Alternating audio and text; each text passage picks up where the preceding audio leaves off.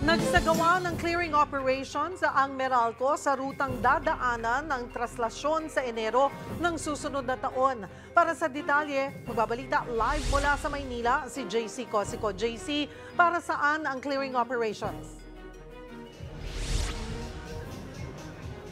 Cheryl, sa ngayon nga ay ongoing nga itong wire cleaning operation ng Meralco. Dito nga yan sa bahagi ng Ronquillo Corner, Sales Street sa Quiapo, Maynila. Ito nga ay para masiguro na walang aberya pagsapit nga ng traslasyon 2024. Kaya sabi ng barangay, pag talagang dumadaan dito yung traslasyon, talaga na gumagamit pa sila ng mga panungkit para nga maitaas yung mga kable. Ito nga rin ay para masiguro yung safety. Kasi nga pag nadaanan itong mga ito ay possible na hazard at possible din na mawala nga ng kuryente yung mga residents dito nga sa area sakaling nga matamaan yung mga kable ng kuryente. Cheryl. Wala naman ba, JC, magiging epekto dun sa supply ng kuryente ngayong araw? Yung itong isinasagawa ngang wire clearing?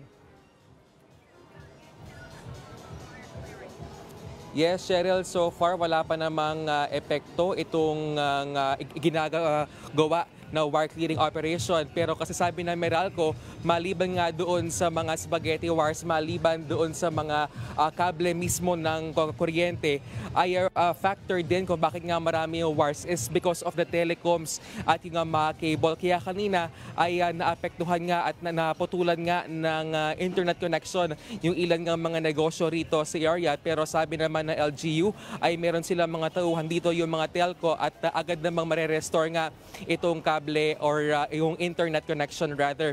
At maliban dyan, Cheryl, ito nga ay para maiwasan din yung nangyari nga sa Binondo noong Agosto kung saan bumagsak nga itong mga poste dahil nga sa sobrang dami ng mga kable na nakakabit doon nga sa poste ng Meralco. Cheryl.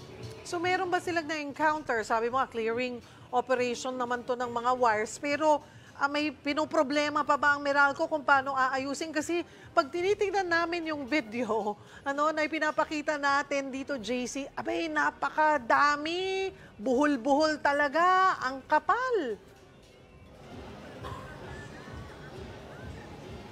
Yes, Cheryl. So far, sabi na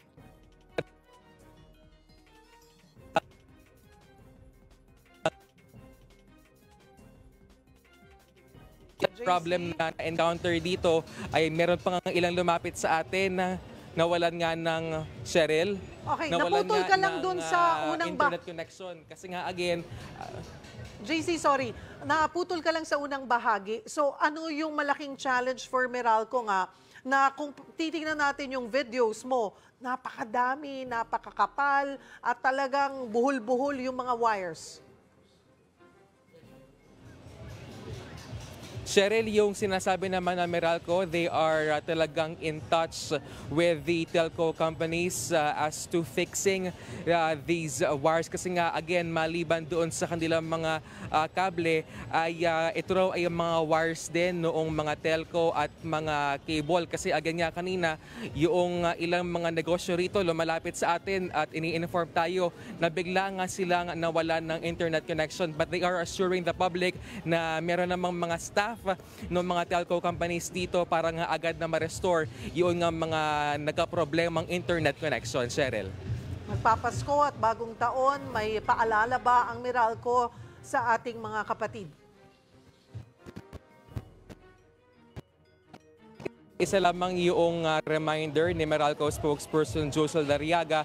Yan nga ay yung iwasan yung pagpapaputok doon nga sa malapit sa mga kable ng kuryente. Kasi nga daw pag yan ay nangyari ay possible yung mga power interruption. Cheryl.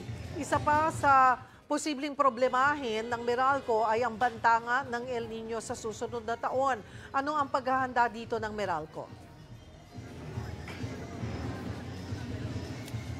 Cheryl, sabi ng Meralco, they are in talks with their stakeholders para nga paghandaan yung possible na effect ng El Nino phenomenon na inaasahan nga na magtatagal nga hanggang sa unang quarter ng 2024. Ngayon, sabi ng Meralco, ay sapat pa naman daw yung supply nila ng kuryente for the new year.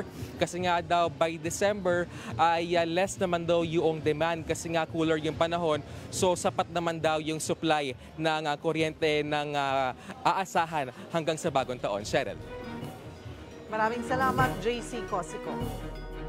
Sariwang balita ba ang hanap mo? Simple lang. I-click mo na ang subscribe button at ang notification bell para lagi kang updated sa mga balitang dapat mong malaman.